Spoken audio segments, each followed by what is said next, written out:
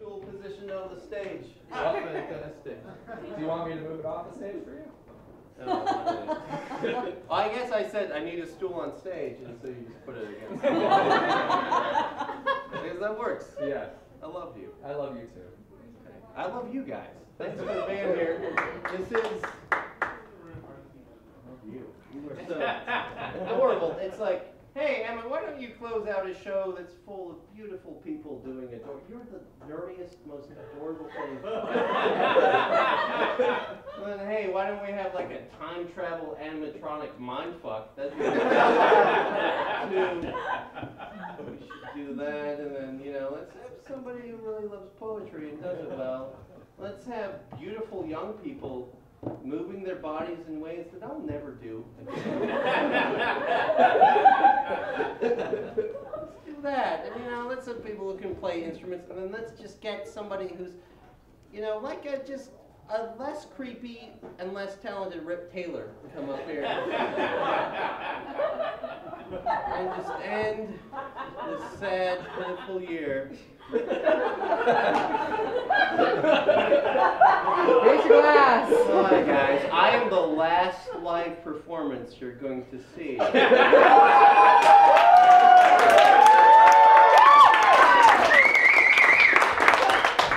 That's wonderful. I have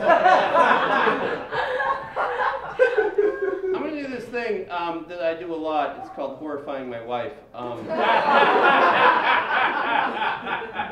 Where January of this year, I wrote a joke that I have never performed on stage because it's awful. And I think I'm going to tell it and then never tell it again. Because sometimes, you know, a joke isn't relevant, you know, after, like, it has an expiration date, or sometimes it just should never be told or whatever. And, you know, like a good example is, like, I used to, like, have a nickname for my penis, and that was, you know, the box cutter. But yeah, I know. No. Post 9/11, ruined. We were doing it on touch it for some reason.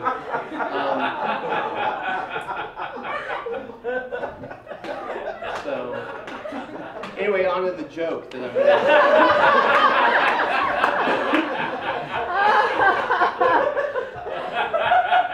It wasn't that bad. That's why I call it the Widowmaker now.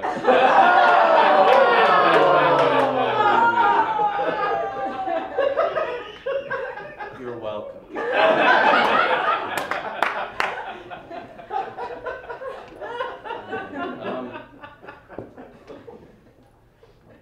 That was fun.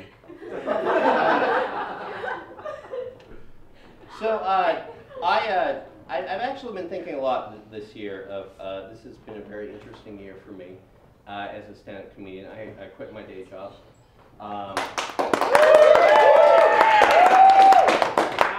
To, you know, be a full-time burden on my wife. And just, you know, seeing like just my progression as a comic. I used to write from a very dark place. Like, I think nightmares were my biggest, and full-time alcoholism were my biggest place for jokes. And now I happen to be happily married, which is a burden. And again, so you know, example of one of the first jokes I ever wrote, like the first really funny jokes, was thinking about becoming a better person, about, you know, going back to school, making my mother proud.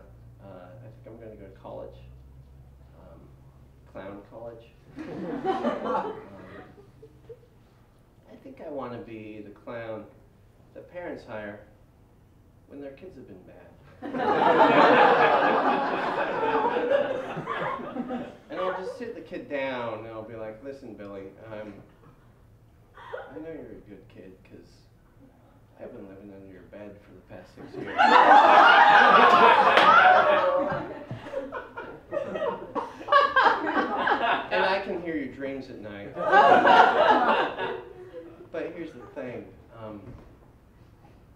every time you make your mother cry, you make me angry. Wait, did I say angry? Because I meant hungry. Because there's two types of clowns. There's clowns that put on makeup to look like clowns so they can go to birthday parties. And then there's clowns that put on makeup to look like people so they can go to the liquor store.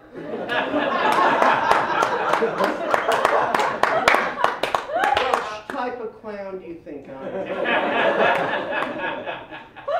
am? You know, Billy, you should probably clean up around here. You're giving me a lot of places to hide at night. Stop crying, Billy. Children's tears taste like delicious gravy. So, that's when I, quit another job I had and thought, like, I'm going to go to clown school, and then I realized that I probably shouldn't. But now I write jokes kind of from a happier place. I've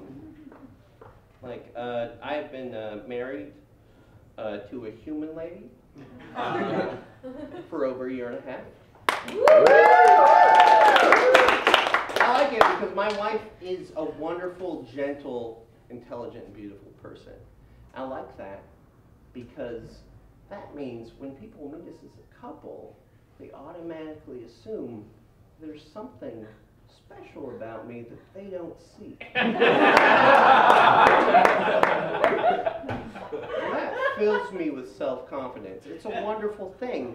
And when you're holding hands with your wife on the street, people are looking at you and saying stuff like, oh, look at the hypnotist and his child breast.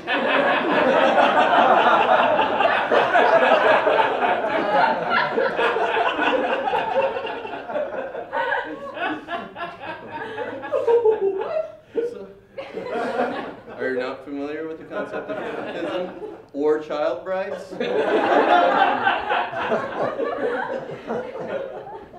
But it's interesting to have that sort of traverse. It's like when I used to write about nightmares and fear, and then I'm like, I'm writing about my beautiful wife and my overweight cat. And, Kate and I don't have children, but we do have we have a training baby. His name's Walter. He's a 20-pound cat. He's a bit of an asshole. Seriously, if I were to unzip him and find like a sack of scorpions wrapped in snakes, I would not be surprised. But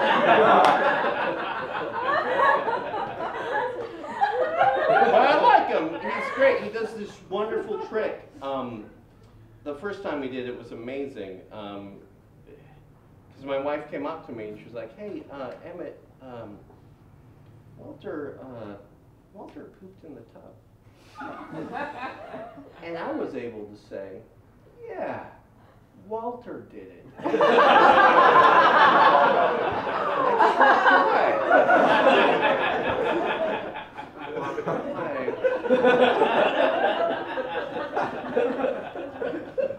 The best part about this is, I'm not saying I want to poop in the tub.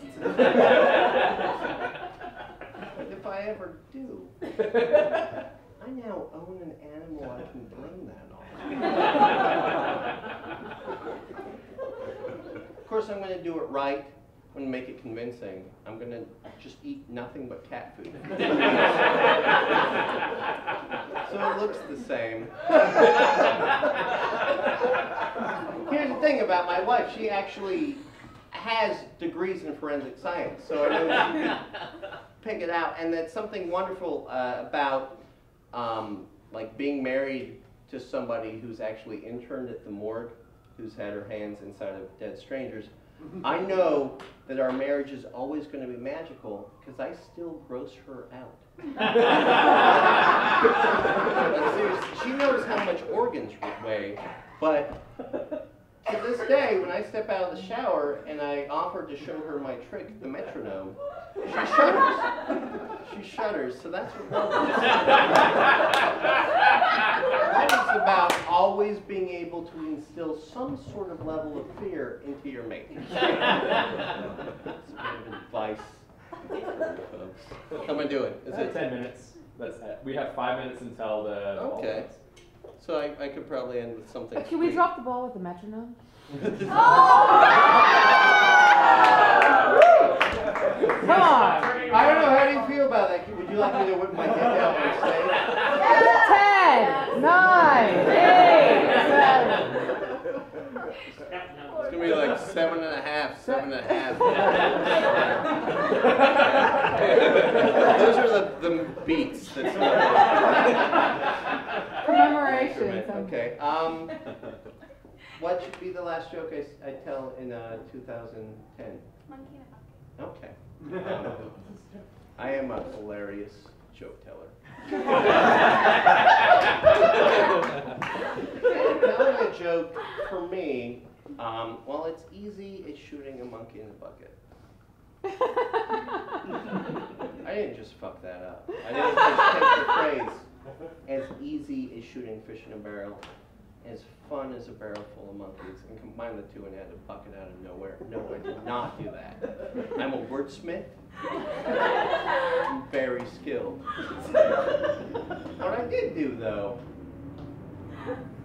is I did train a monkey to sit in a bucket. And then I shot him. And it was pretty easy. Probably a waste of a summer. And a bucket. And I probably should have taken the extra time to teach him how to sign I love you. Before I shot him in the back of the head execution style. If you weren't offended by that joke, and this is your last chance to be offended by a joke in 2010, please take out the word monkey and insert the word baby.